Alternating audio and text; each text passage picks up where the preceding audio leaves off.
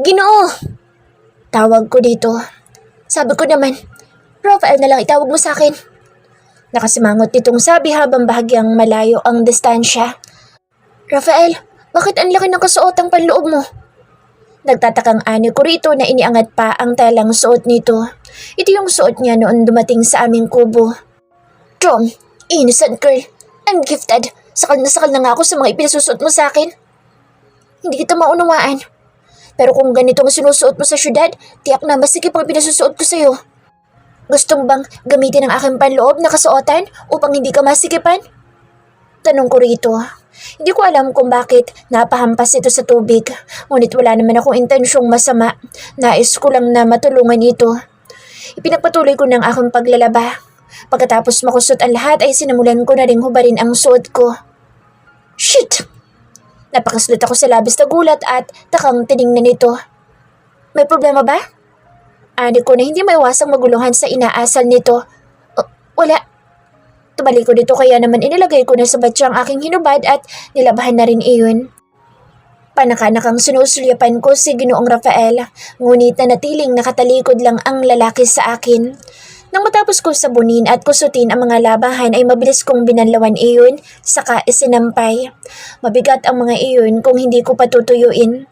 Pagkatapos ay nagpasya na rin ako lumusong at masayang nilapitan nito. Ginoo! Panggugulat ko dito. Shit! Tukso, layuan mo po ako. Takang pinagmasdan ko ang lalaki na nanatiling nakatalikod sa akin. Kaya naman lumangoy ako patungo sa harap nito. Ayos ka lang ba, Ginoong Rafael? Takang ani ko. Mukhang nahihirapan nito. Masakit bang yung sugat? Tanong ko dito. Saka Ginoo. Rachel ang aking ngalan, hindi tukso. May sinasabi ito ngunit halos hindi na marinig. Waring sarili lang nitong kinakausap nito. Napabuntong hininga ko na pinagmasdan nito. Nang magmulat ito ng mata ay muling nagmura at pumikit. May masakit nga sa'yo, Ginoo. Ani ko na napabuntong hininga at mas lumapit. Sabihin mo kung paano kita matutulungan. Nag-aalalang ani ko rito. Lumayo ka, kahit saglit lang. Parang nagmamakaawa ang tinig nito. Sununod ko naman ito. Ako'y maliligo muna. Kung may kailangan kayo sabihin mo lang ako. Bilin ko rito saka lumusong ng palayo dito. Parang biglang sumakit ang ulo ko dahil sa babae. Sinong hindi sasakit ang ulo kung kanina pa lang ay parang baliwala dito nang tanungin ito kung hindi ko raw ba huhubarin itong brief na suot ko. Tapos, sumunod, balak pa nitong maghubad sa harap ko. Tapos makikita ko na lang na naguhubad na nga ito ng tuluyan. Hindi ba nito alam kung gaano kaganda ang katawan nito? Hindi ba nito alam kung gaano kaiksi na lang ang natitirang pagtitimpi na meron ako? Tom, sinubukan kong ilubog ang buong katawan ko sa tubig at bumilang ng ilang segundo sa ilalim. Nang umahon ako ay nahiling ko na sana'y hindi ko na lang ginawa. Tumambad sa akin si Rachel na nakasampa sa bato. Marahan nitong hinihilod ang binti nitong bahagyang nakaangat. Hindi ko na alam kung ilang santo na natawag ko, makuha ko lang kumalma, pero hindi iyon nakatulong. Kaya muli ako lumangoy palayo sa pwesto ng babae. Hindi na lang yung ulo ko sa taas ang kailangan kumalma dahil pati yung sa babay hindi na rin kaya pang magtimpi. Nahihiyaman ako dahil sa takbo ng isipan ko ngayon, pasimpleng sinulyapan ko pa rin ito. Para akong teenager na nakakuha ng chance na sulyapan si crush. Pero ibang klaseng sulyap ang ginagawa ko ngayon. Langya. Sa mabibilog nitong dibdib, agad dumako ang titig ko. Morena ang babae, may kakintaban ang balat at makinis talaga. Maraming modelo ang tatalunin nito sa natural na kaseksihan. Parang gusto ko na lang itong manatili dito sa bundok. Waring gusto ng isip kong ikulong ito dito sa kabundukan at manatiling mata ko lang ang nakakakita rito. May 1 linggo pa ako. Tiyak na hanapin ako ng mga tauhan ko kapag hindi pa ako bumaba ng syudad at magpakita sa kanila. Pero isipin pa lang na may iwan itong mag-isa'y hindi na mapanatag ang puso ko. Ginoong Rafael, pati ang tinig nito'y waring tinutokso ako. Ginoo, stop calling me Ginoo. Saway ko dito. Lumusong na ito. Ngayon ay mukha na lang nito ang makikita sa ibabaw ng tubig pero wala iyong naitulong dahil napakalinaw ng tubig. Kitang-kita ko pa rin ang kabuuan nito. Rafael, nakalapit na ito. Yeah? Napakasarap ng tubig, no? Sabi ni Aling Isay, sa bayan daw ay kulang sila sa tubig. Binibili at kailangan paghirapan upang magkaroon sila. Dito sa amin ay libre lang, malinis pa at masarap sa balat. Kwento nito na makikita sa bukas na mukha nito ang saya. Ganon din ba sa inyo? Tanong nito sa akin. May maayos kaming water system. Pamilyar ka naman siguro sa gripo, di ba?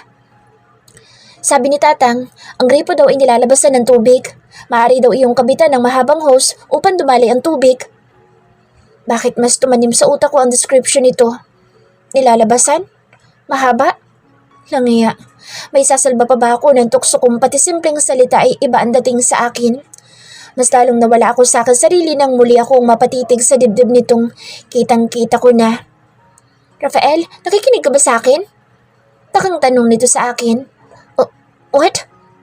Ang sabi ko mas masaya pa rin ang buhay dito sa bundok at kagubatan.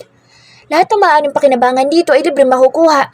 Basta masipag ka lang na magtanim, saka ito ilalako sa bayan para magkapera. Masarap ng tikman. Takang tumitig ito. Ano bang tinutukoy mo, Ginoo?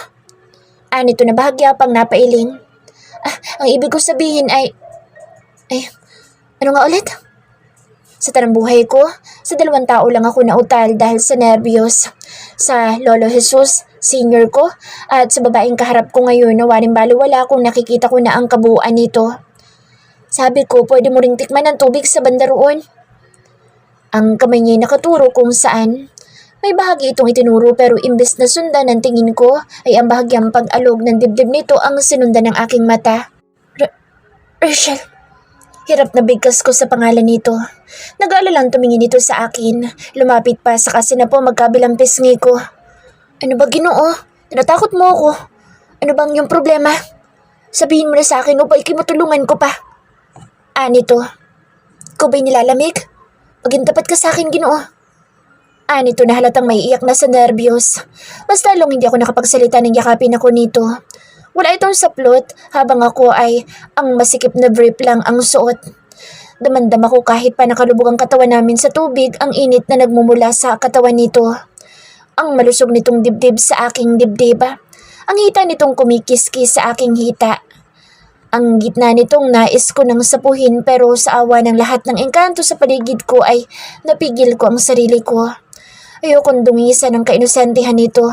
Napakabuti nito at tinulungan ako nitong gumaling sa tama ko sa binti. Mali na i-take advantage ko ang pagiging inosente nito sa mga bagay-bagay. Ginoo. Nasa tinig nito ang pagtataka. Ha? Anong bagay na tumutusok sa kasikmura? Takang tanong nito. Bagay itong lumayo sa kayumuko at dinakma ang bagay na tumutusok daw sa tiyan nito. Ito ba'y palos, Ginoo? Takang tanong nito. Malakas ako napaungol dahil kanina pa iyon nagagalit at kanina pa nagnanais na lapatan ng lunas. Mabilis na lumayo ang Ginoo.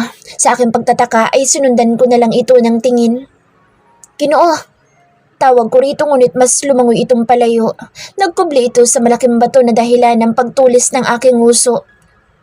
Sayang, masarap sanang ulam yung palos. Nahuli rin ba niya? Pero meron bang ganoon sa ganitong katubigan? Kulang pa talaga ang aking mga inaral. Muli na lang ako lumusong at nagpabalik-balik sa paglangoy. Nang umangat ako sa tubig ay nakita ko itong mukhang kalmado na. Kumuway pa ako rito ngunit umahon na ito at tinungo ang mga damit na nakasampay. Minsan, ang hirap ding unawain ng Ginoong ito. Lumangoy ako para umahon na rin. Nang tingnan ko ito'y mabilis ito nag-iwas ng tingin. Napatingin tuloy ako sa akin sarili. Wala namang mali sa aking katawan. Bukod sa bilugan kong dibdib, habang ang dito ay kunting umbok lang. Sa tiyan ko napatag, habang sa kanya'y waring maliliit na bundok. 8 ang aking pagkakabilang doon. Matipuno ang katawan nito katulad sa librong agham na binili ni Tatang sa akin. Lalaki siya, katulad ni Tatang, ngunit napakalaki ng pagkakaiba ng kanilang katawan. Ang tiyan ni Tatang ay waring nagdadalang tao ng ilang buwan. Modelo, kagaya sa mga magazine ay binibigay ng kaibigan ni Nanang sa kabayanan ang katawan ng sa Ginoo. May mali ba sa akin? Takang tanong ko nang mahuli na naman itong tumingin at mabilis na nag-iwas nang makitang nahuli ko siyang nakatitig sa aking katawan. Nalulungkot ka ba dahil magkaibang ating katawan? Ganoon daw tayo na nilalang ng Diyos ayon sa librong nabasa ko. Gusto mo rin ba ng ganitong dibdib? Tanong ko dito sabay sapos sa hubad na dibdib. No. Baka nais mo ng kabibi na katulad nito. Napasinghap si Ginoong Rafael, saka muling nag-iwas ng tingin. Humakbang akong palapit dito. Nanlaki ang mata ko nang makita ang panloob na kasuotan na ang tawag ay brief. Ginoo, nakapasok ang palos! Masayang tili ko dito na akmandadakmain na naman iyon ngunit napigil na nito ang kamay ko. Katatapos lang ni Maria sa palos na iyan. Huwag mo nang galawin. Nakikiusap ang tinig na anito. Pero sayang din yan. Masarap na pang ulam yan. Sabi ko rito. Sa tingin mo ba may palos sa ganyang uri ng tubig? Nakasimangot na tanong ni Ginoong Rafael. Di ko din alam.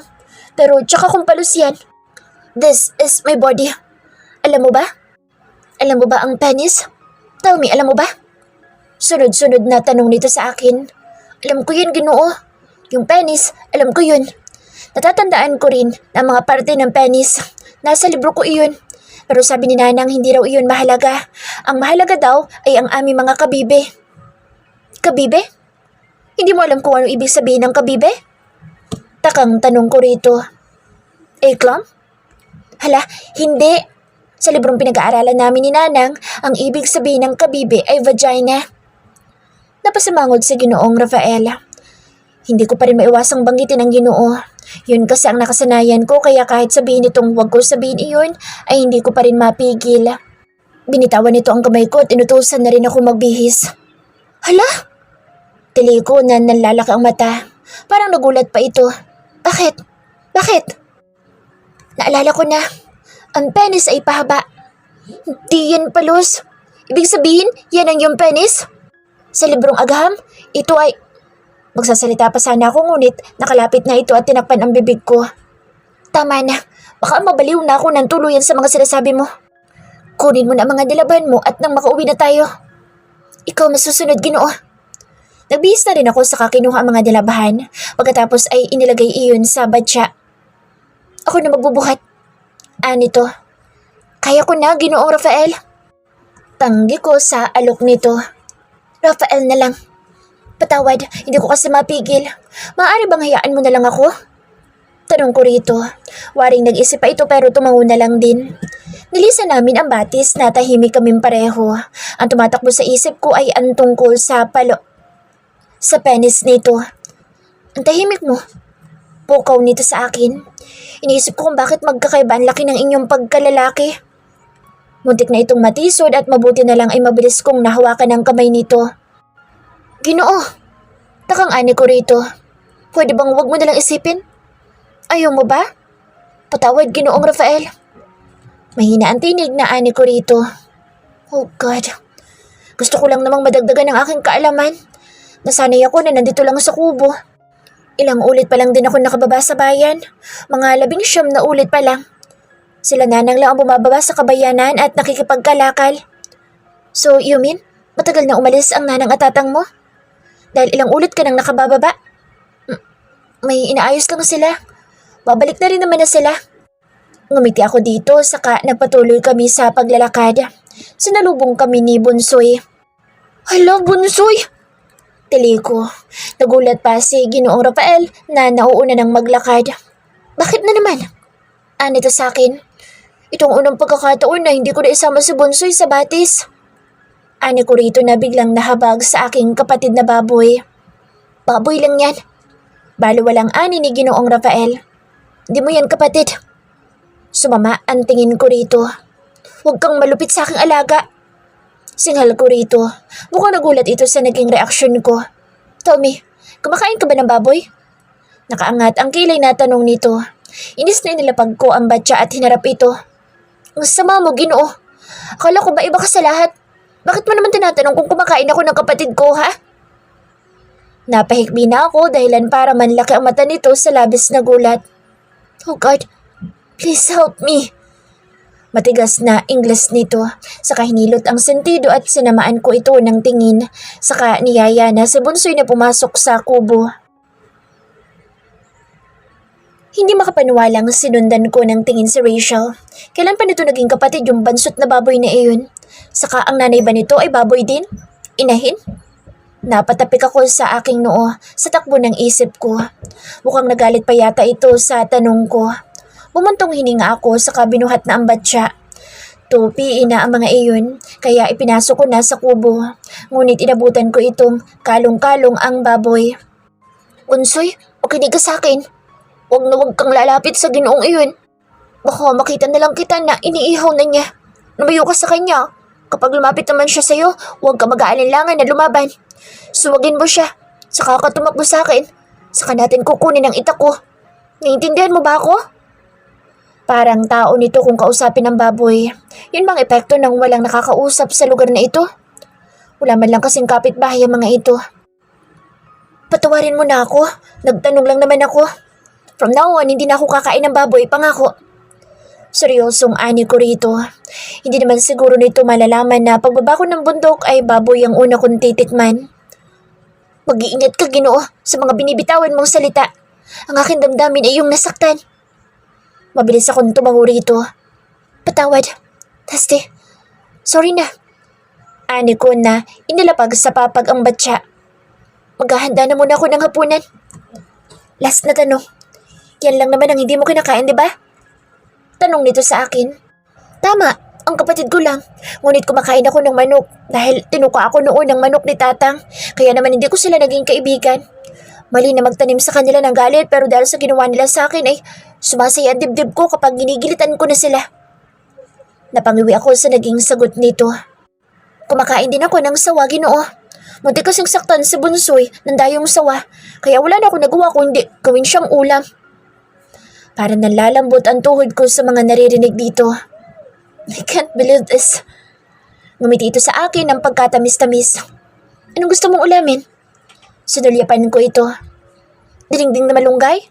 Nilagang malunggay? Inasa ng malunggay? Sinigang na malunggay? Muling nalukot ang ekspresyon ng mukha ko sa tanong nito. Mas pamilyar ako sa diningding na malunggay kaysa sa ibang binanggit nito. Masusunod, Ginoo. Lumabas ito ng kubo. Bubulong-bulong ako na nagtungo sa papag saka sinamulang itupi ang mga nilabahan nito. Yun man lang ang may ambag ko rito. Halatang mga luma na ang mga damit nito. Sa ilang araw ko rito, bakit iisang bra lang ang nilabahan nito? Ginoo? Takang tawag nito sa akin. Mabilis kong nailapag ang bra nito. Nasa mukha nito na nalilito ito. Kung nais mong sukat yan upang ikublang yung dibdib, hinais ko lang sabihin na hindi iyan magkakasya sa iyo, Ginoong Rafael. Napasinghap ako. God damn it. Kaya pala ganoon ang reaksyon nito dahil iba na naman ang pumasok sa isip nito. No, of course not. Maring tanggi ko dito. Nagtataka lang ako bakit ito lang nilabahan mo. Tanong ko rito. Mas better na magtanong kaysa mag-isip later kung bakit nga ba iisa lang. Ah, yun ba? Kapag bumababa lang kasi ako sa kabayanan, nagsusuot niyan. Saka masikip din kasi ang iba ko pang bra.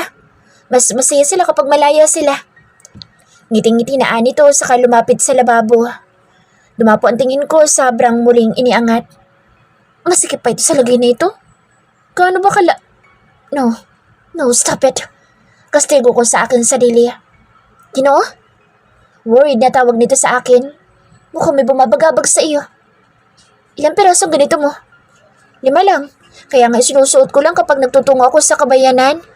Sabi ni Nanang, hindi raw ako papapasukit sa pamilihan kung wala akong suot niyan. Ayoko nga sana dahil masikip pero dahil baka hindi ako papasukin sa pamilihan, sinusuot ko na lang din. Pero alam mo, nagtataka ako kay Nanang. Kasi kapag siya naman na nagtutungo sa pamilihan, wala naman siyang suot na ganyan. Pero hindi rin naman halata dahil ang dibdib ng aking Nanang ay tulad lang din ng sayo. Anito, napatangutango ako dito. Naintindihan ko na. Gets ko na kung bakit iisa lang ang brand na nilabahan nito. Kung bakit kanina pa parang puputok ang suot nitong damit at kung bakit bakat ang dibdib nito. Gets ko na rin kung bakit kanina pa ako nabubuhayan na naman. Inabala ko na lang din ang sarili ko sa pagtutupi. Pagkatapos kong tupiin ay binalik ko na lang din sa batya ng maayos sa kaiginilid. Ika-ika ako lumapit dito. Bigla kasing kumirot ang sugat ko. Mukhang napuwersa sa pagpunta ko sa batis kanina. Nagugutom ka na ba, Ginoong Rafael? Tanong nito na sumulya pa sa akin. Ang amo ng mga mata nito na sa tuwing matititigan ko ay waring pamilyar sa akin. Hindi pa naman. Mukhang masarap ang niluto mo. Ani ko rito. Agad na gumuhit ang ngiti sa labi nito na waring nasiyahan sa papuri ko dito. Masarap talaga to. Sabi ni Nanang, sa akin, ako daw ang dahilan kung bakit lumakaan siya ni Tatang. Dahil sa masarap ako magluto. Pero naisip ko rin, baka dahil sa palaging pag-iinom ni Tatang ng gin at minsan ay lambanog kaya ganoon. Honestly, nasasanay na ako sa ilang araw kong pananatili dito sa paraan niya ng pananalita. Malalim kasi ang karamihan na Tagalog niya. Ininin na lang sinain ko. Bukas ang almusal natin ay nilagang kamote. Pamilyar ka ba roon? Yes. Tugon ko na sunulya pa na maganda mukha nito. Nakangiti na naman siya. Unang pumukaw sa atensyon ko noong nasa palengke kami rito. Maupo ka na, maghahain na ako. Utos nito, pero lumapit pa rin ako sa lagay ng plato at tumulong. Pagkatapos makakuha ng plato, kutsara at baso ay inilagay ko iyon sa lamesa. Nagsasandok na ito. Napakasimple ng buhay dito. Malayo-malayo sa buhay ko sa syudad. Hindi ko inaalala ang mga negosyo. May mahuhusay akong tao upang gumawa ng mga dapat gawin. May Lolo Jesus Senior ako na bahala sa company. Yung ibang investment ko, mga kaibigan ko naman ang bahala roon. Napakalaki ng pagkakaiba-iba. Hindi maiwasang hilingin na sana ay tulad ni Rachel. Ay ganitong buhay na lang din. Sana ang meron ako.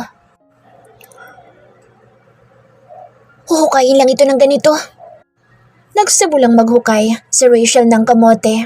Maaga itong nagising at ginawa ang routine nito. Inabutan ko itong naghuhukay ng kamote na ayon dito ay ilalaga daw mamaya. Tapos ayan na. Excited ang tinig na ipinakita nito ang kamoteng nakuha. Nice. Yung ibang makukuha ko, ilalako ko sa palengke. Sasabayin na rin akong bumaba sa'yo. Ngiti-ngiti nitong sabi. Hindi ko alam kung magandang news ba iyon, pero parang may naramdaman akong pagtutol. Sa ilang araw na pamamalagi ko rito, ay hindi ko maiwasang mas hangaan pa ito. Napakasimple nitong babae. Napakadali ditong tumawa kahit payakap-yakap lang nito ang baboy niyang sa bunsoy. Kapag may gusto ito ikwento tungkol sa mga kalokohan ng bansot na baboy niya. Mukhang sa ganito nga lang talaga umiikot ang buhay ni Rachel. Kapag bumababa ka ba, umuwi ka rin agad? Tanong ko dito. Oo naman, kahit pa malakas ang buhos ng ulan, kailangan ko umuwi dito dahil ayoko mag-isa sa bunsoy. Hinapos nito ang ulo ng baboy saka inilagay ang hawak na kamote sa timba. Hindi ba yun delikado? Tanong ko dito. Delikado, pero ayos lang sa akin. Nasanay sa bunsoy nakasama ako. Hindi ko pwedeng kalimutan ang kapatid ko. Hanggang kailan ba nito ipagpipilitan ng kapatid nito ang baboy? Ay, hindi ko napigil ang sarili ko na bahagyang hawiin ang buhok nitong tumabing sa kanyang muka. Saka iyon inipit sa tenga nito.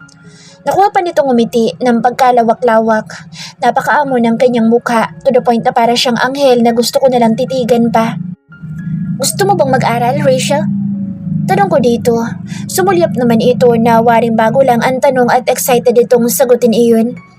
Ginoong Rafael, nakapag-aral naman na ako. Mahusay ako sumulat at magbasa. Nakakaunawa din ako ng Ingles. Ang ibig ko sabihin yung formal na edukasyon. Mabilis na sabi ko. Di na kailangan. Sabi ni Nanang, ang mahalaga daw ay marunong ako magbasa at magsulat. Kaya naman, tiwala na ako sa kakayahan ko. Pero marami ka pang pwedeng magawa. Pwede ka pang gumaling sa mga bagay-bagay. Paliwanag ko dito, para kasing mas nakikita ko ang potential dito kaysa sa ibang babaeng may privilege na magawa ang lahat. Pero nasasayang lang dahil ibang inaatupag. Ginoong Rafael, ayos na ako dito sa bundok. Tahimik ang buhay ko dito. Mabubuhay ako na kamote at talbos lang ang pagkain. Walang maingay na syudad at walang gulo. Pero hindi habang buhay na tahimik ka. What if may mga pumasok dito? What if, Ginoo, nakita mo naman ang buhay ko ngayon. Masaya ako dito. Hihintayin kong bumalik sila Nanang at Tatang. Mabubuhay kami tahimik. Ngumiti ito pero hindi umabot yung ngiti sa mga mata. Di katulad tuwing nagkukwento ito sa akin. Pagpatuloy na natin ang paghuhukay. Doon ka sa kabilang parte, Ginoong Rafael. Tsak na marami ka makukuha doon. Turo nito na biglang sigla ng tinig. Pumuntong hininga ako at tumango na lang. Ang dami nitong energy pagdating sa ganitong gawain. Sanay na sanay sa paghuhukay. Parang hindi napapagod samantalang ako'y hindi pa man katirika ng araw pero pawis na pawis na. Ano ang nais mong tanghalian? Nilagang kamote? Pritong kamote o inihaw na kamote? Ani Rachel. Napangiwi ako pero bago humarap dito ay nagawa ng gawing ngiti iyon. Pritong kamote? Ay, bus na palang mantika. Napangiwing sabi nito. Nilagang kamote? Ani ko rito. Ay, gusto ko palang kumain ng inihaw na kamote. Gusto mo ba ng inihaw na kamote? Ay, seriously? Nagawa niya pa akong tanungin samantalang may tumatakbo na pala sa isip niya na gagawin sa kamote. Sige. Ginoo, may tanong ako sa'yo. Sunod-sunod na tumahip ang dibdib ko. Ano yun? Sa mga ganitong tono ng tanong nito ay kinakabahan ako. Binasa ko kasi ang libro kagabi. Nakatulog ka na kaya naman hindi na kita inistorbo. Go, I'm listening. Ani ko rito. Naguguluhan kasi ako. Paano ba hina-harvest o inaani ang egg cell at sperm cell para magkaroon ng anak? Napasinghap ako. May detalye naman sa libro ngunit naguguluhan pa rin ako. Hindi ba naipaliwanag ng nanang mo? Ang sabi niya kapag daw nagmamahalan ang dalawang tao. Hindi naman niya pinaliwanag sa akin ang egg cell at sperm cell. Himutok nito. Mahusay din itong bumikas ng English words. Masarap pakinggan sa tenga. Kapag nag-sex, yun ang unang paraan. Nagsasex? Female or male? Anito. Waring nagloading pa sa isipan ko ang ibig nitong sabihin. Napabungis-ngis ako nang maunawaan ang ibig nitong sabihin. Sex, referring to the gender. A male and a female. Alam na ani ko rito. Pero yung sex na tinutukoy ko, yun ay ang pagtatalik ng babae at lalaki. Pagtatalik? Nabasa ko na rin yan. Ngunit hindi ko yun alam gawin. Wala sa libro ang pinababasa nila nanang at tatang sa akin. Paano ba yun gawin? Hindi agad ako nakasagot sa mga tanong nito sa akin. Ginoong Rafael. Tawag nito. Umugot ako ng malalim na hininga. Saktong nahugot ko na ang kamoteng kinakalkal ko. Ang pagtatalik ay ang pag-iisa ng katawan ng lalaki at babae. Ani ko. Yun lang ang alam kong pinakamaayos na paliwanag sa isipan ko. May kapangyarihan? Ginoong Rafael? Kapangyarihan? Takang tanong ko rito. Kapangyarihan? Sabi mo'y nagsasanib sila. Hindi ganoon. Tumigil na kami sa paghuhukay. Mukhang kailangan nito ng science lesson para maunawaan niya ang mga bagay-bagay. Itong ibig ko ring sabihin, may mga bagay itong hindi alam. Posibleng ikapahamak nito ang pagiging inosente nito at walang muwang sa mga bagay-bagay. Ano pala? Ako'y naguguluhan, Ginoo. Nanulis ang huso nito na nais ko na lang naipiti ng labi ko. Humugot ako ng malalim na hininga. Kumuha ko ng stick saka lumapit sa pinakapatag na parte ng taniman ni Rachel. Sumunod naman ito. Nakita ko na curious ito sa gagawin ko. Ginoong Rafael. Makinig ka sa akin, Rachel. Tumangutango ito. Kung alam ko lang na darating ako sa point na ito, sana'y nakinig ako sa science teacher ko. Ito. Gumuhit ako ng penis na katulad ng drawing na madalas gawin. 2 bilog at waring hugi saging. Ano yan, Ginoo? Ito ang penis. Ang iyong pagkalalaki? Excited na anito. Tumangutango naman ako dito. Pero Ginoo, hindi ganyan ang nasa aklat. Huminga ako ng malalim. Halimbawa lang. Pero paano ko mas maunawaan kung hindi naman ganyan ang nasa aklat? Kung makakita ka ng tunay, baka ma-amaze ka. Nawala din ako sa sarili dahil sa dami ng pero nito. Natutup nito ang kanyang bibig. Ginoo, gusto ko makakita. Natapik ko ang noo ko sa excited na boss nito. Biglang sumakit iyon na parang kailangan kong hilutin. Palibhasa, madali lang sabihin iyon ng babae dahil waring sanay ito na lahat ng bagay para dito ay inosente. Walang bahid ng mali siya. Balik tayo sa lesson. Tumangutango ito. Waring hindi ito naging satisfied sa sagot ko. Next time ko nalang ipapakita sa... Shit, lang yung bibig ito. Kastigo ko sa sarili ko. Talaga? Sige, Ginoong Rafael. Pakiramdam ko'y mas lalong namula ang mukha ko lalo't iba na ang takbo ng isip ko. Balik na po tayo sa aralin. Paano nagsasanib ang katawan ng isa't isa? Ngiting-ngiti na anito. Gumuhit naman ako ng tatsulok. I don't know how to draw female part. Nang tingnan ko ang mukha nito ay waring nagtaka ito saka ito tumayo. Ang laylayan ng bestida ay bahagyang iniangat. Bago ko pa maunawaan ang gagawin nito, ay tumambad na sa akin ang underwear nito saka waring sinilip iyon. Panginoong mahabagin, ako'y inyong patawarin. Usal ko na hindi na nagawang ilayo ang tingin. Ginoo, hindi talaga ganyan ang aming kabibe. Reklamo nito saka muling inayos ang kanyang suot. Ginoo! Pumalakpak pa ito sa harap ko upang gisingin ang naglalakbay kong diwa. Rachel! Tuluyan akong nagising ng malakas na tapik sa pisngi ang naramdaman ko. In short, sinampal ako nito. Pero napaka-inosente pa rin na ekspresyon ng mukha nito. Ginoo, ikaw ay natutulala. Naunawaan mo na ba ang pagkakaiba ng aming kabibe? Hindi ba naituro sa sinasabi mo eskwelahan ang itsura ng aming kabibe? Nasa aklat ko'y medyo nahahawig. Patitinig nito ay napaka-inosente. Pakiramdam ko ako lang ang nakakasala sa nagiging takbo ng usapan namin. Samantalang ito, love pa rin ito ni Lord kasi walang bahid ng mali siya ang mga sinasabi nito. Rachel, baka naman ikaw yung nagpapanggap lamang. Nasa tinig na nito ang paghihinala. Baka hindi mo rin alam. Parang disappointed pa ang tinig nito. Okay, back to our lesson. Ano ko na pulang-pula na ang muka. Nagiinit ang tenga sa kahihiyan. Halimbawa, in-emphasize ko pa ang salitang halimbawa. Tumangutango ito saka tumitig sa drawing.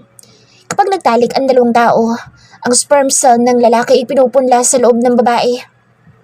Mukhang desididong unawain ang ibig ko sabihin. Paano na ipupunta? Bahagya akong napakagatlabi. Pinapasok sa loob. Sige lang, ako'y nakikinig. Nito natitig pa rin sa drawing pero bago pa ako makapagsalitang muli ay nagsalita ito. Ginoo, ang penis na katulad ng sayo ay mukhang malaki. Paano may papasok yan? Takang nito. Ang inyong kabibe ay... Hindi ko na alam kung paano dudugtungan ang sentence ko. Pakiramdam ko ay minus 10 ako sa langit. Anong tungkol sa aming kabibe? Kaya niyong tanggapin ang aming penis? Talaga? Nakamamangha. Bilib na bilib nitong sabi na nasa mukha ang amazement. Ngunit paano yun mangyayari, Ginoo?